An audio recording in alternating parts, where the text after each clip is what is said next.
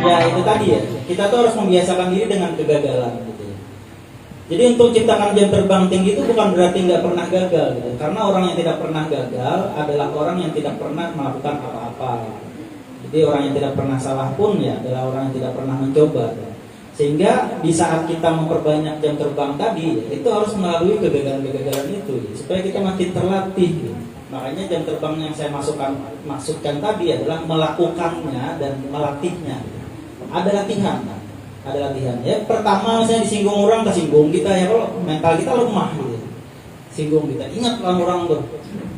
Ya, kakak anak masih dulu kelas 5 SD misalnya nyinggung kita ya. Ingat kita ya Allah, sampai wah ini ketemu ingat ini soal menyinggung aku. Ini 5 tahun atau 10 tahun yang lalu gitu.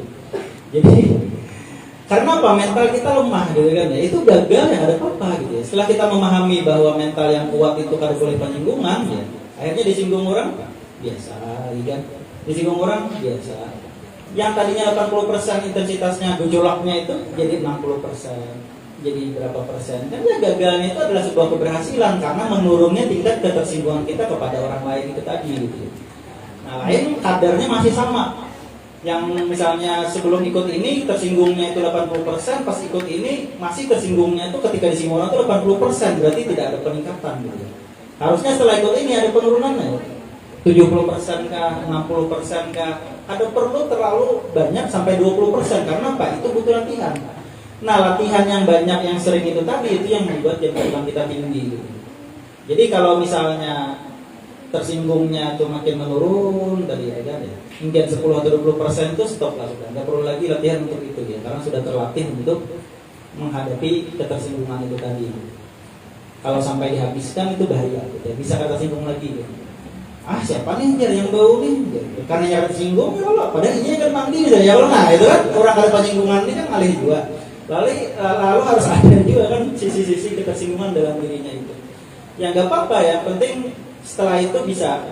Jadi kegagalan itu ya kata Bang Haji Rumah Irama ya Allah, orang yang baik bukan orang yang tidak pernah melakukan kesalahan, tapi yang menyadari kesalahannya dan memperbaikinya. Jadi pas salah, pas gagal itu baik, kita nih orang baik ya. Selagi setelah itu kita bisa menyadari dan mengambil pelajaran dari itu gitu. Tidak melakukan kesalahan yang sama, tidak melakukan kegagalan yang sama. Kalau tadi misalnya kita kegagalannya tadi tingkatnya 80%, setelah itu kita gagal lagi tapi tingkatnya masih 70% atau 60% misalnya kan ya.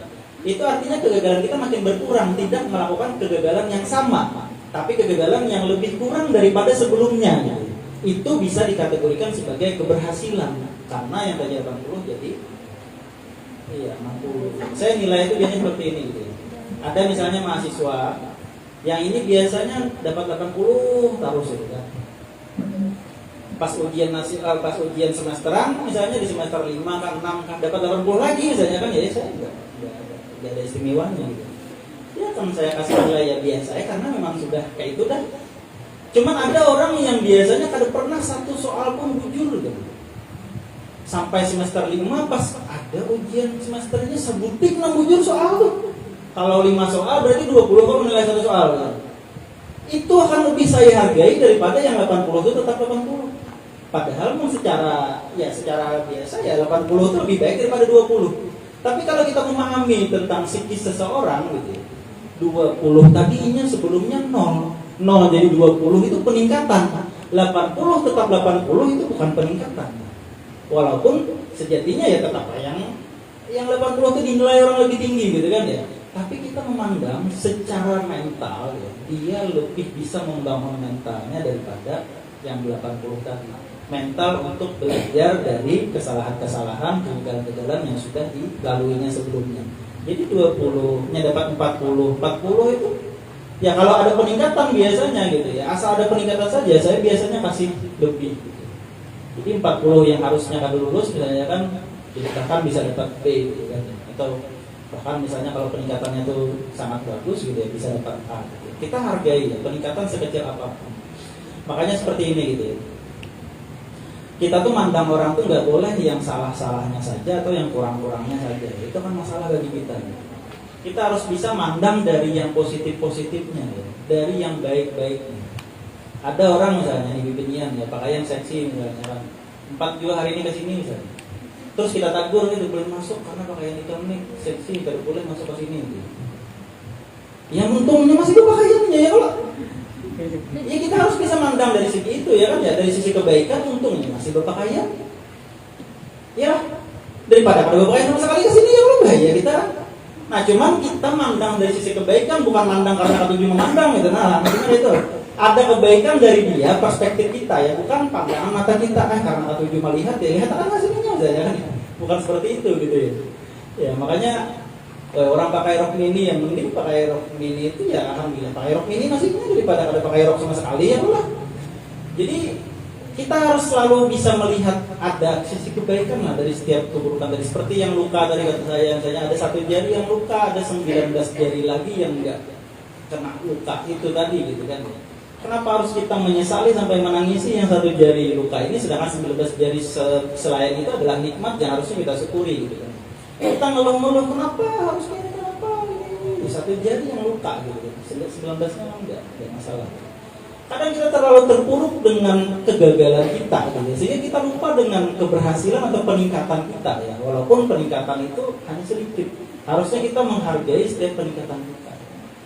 Ya, saya sering memulai itu biasanya kata saya ya, mulai dari yang sederhana gitu. Mulai dari cara takorehin kita kata saya. Jadi sering nggak saya bicara gitu kan ya. Cara senyum kita kata saya gitu ya sehari-sehari itu kalau ada di cermin di rumah tuh ada di cermin gitu. Terus kita logana yang supaya kawat takorehin itu kelihatan di cermin itu gitu. Ya lihatlah supaya setiap hari itu senyum kitanya ada peningkatan. Sesederhana itu gitu. Karena senyum yang baik maulah orang yang memandang. Bila orang tuh senang melihat senyum kita, bapak kita, ya kalau kan senyum itu sedekah ya kalau. Tapi pun senyumnya memberi muar sedekah lah. Atau orang senyum yang meremehkan gitu kan. Makanya sesederhana itu ya, senyum kita pun ada peningkatan setiap harinya. Terus cara berjalan kita harus ada peningkatan setiap harinya. Sandal capal tuh umuri itu apa ya? Usiai. Pian muka sandal capal, tulis tanggal berapa pian nukar. Pastikan pian makai terus tanggal berapa tipisnya. Ya. Karena nukar sandal capal pulang, setelah sandal capal yang pertama tadi misalnya dalam waktu 3 bulan itu sudah tipis gitu. Sandal capal yang kedua itu harus kurang daripada 3 bulan ya. Harus lebih daripada 3 bulan gitu, bukan kurang ya. Ya paling tidak lah 3 bulan setengah atau 4 bulan ya. Karena apa ya? Karena bila capal tipis berarti berjalan tak pair-pair. Orang yang berjalan tak pair-pair itu kadang bagus gitu. Sesederhana itu ya cara berjalan kita ya perbaiki. Kita misalnya sering menjajak nih, minjak sandal orang ketika masuk masjid, ketika masuk ruangan, ruang kuliah, ruang kelas, gitu ya. Sudah datang darudi, sandal banyak sudah di muka lawangnya, orang kita jejak, gitu ya. Maka sandal jangan apa bersih ya orang. Ya kalau melincai gitu kan. Sandal orang bersih karena kita lincai akhirnya kotor. Mulailah dari sesederhana itu gitu ya. Mulai pandang darudi itu risiko Anda paling jauh. Jangan sampai berjalan limbahnya menjejak sandal orang. Cari celah-celah yang supaya kadang menjejak sandal orang. Karena siapa tahu sandal itu disayangi. Siapa tahu sebelum hadir itu sandal itu dipusut-pusutnya. Siapa tahu itu pemberian orang yang sangat dicintainya. Ya kita jejak kadang sakit hati ya orang.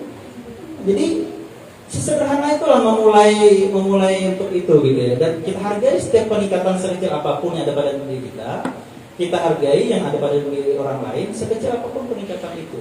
Kegagalan itu jangan sampai dipandang sebagai kegagalan. Saya sering ini ya, saya bilang tulisan-tulisan di TK, di PAUD itu udah jangan lagi kegagalan adalah keberhasilan yang tertunda. Itu tulisannya. Kegagalan adalah keberhasilan yang tertunda. Di PAUD di TK, bahkan saya waktu kecil diajarkan seperti itu juga. Kegagalan adalah keberhasilan yang tertunda. Berarti keberhasilannya kan tertunda. Berarti di saat itu dia gagal gitu ya. Benar enggak? Saat itu kan dia gagal karena keberhasilannya masih tertunda. Saya minta saya ganti gitu. Kegagalan bukanlah keberhasilan yang tertunda, tapi kegagalan adalah keberhasilan yang belum sempurna. Sehingga ketika kita gagal, kita menganggap kegagalan itu bagian dari keberhasilan karena kita sudah berproses walaupun belum sempurna, sehingga perlu disempurnakan lagi ke depannya. peningkatan sekecil apapun nih, 10%, 20%, ya walaupun masih belum bisa 100%, ya gagal namanya jarurang. Ujar kita berhasil karena yang tadinya 0 jadi 10, yang tadinya 10 jadi 20. Nah, enggak ya? Itu harus ada di dalam mindset kita bahwa ketika kita gagal, setelah kita berproses semaksimal mungkin, itu takdir Allah Ta'ala sudah, dan kita hargai ya sebagai sebuah keberhasilan. Setelah itu kita usahakan lagi. Nah, jadi jangan sampai kegagalan membuat kita terpuruk, jangan sampai kegagalan membuat kita stop ya. Jadi itu.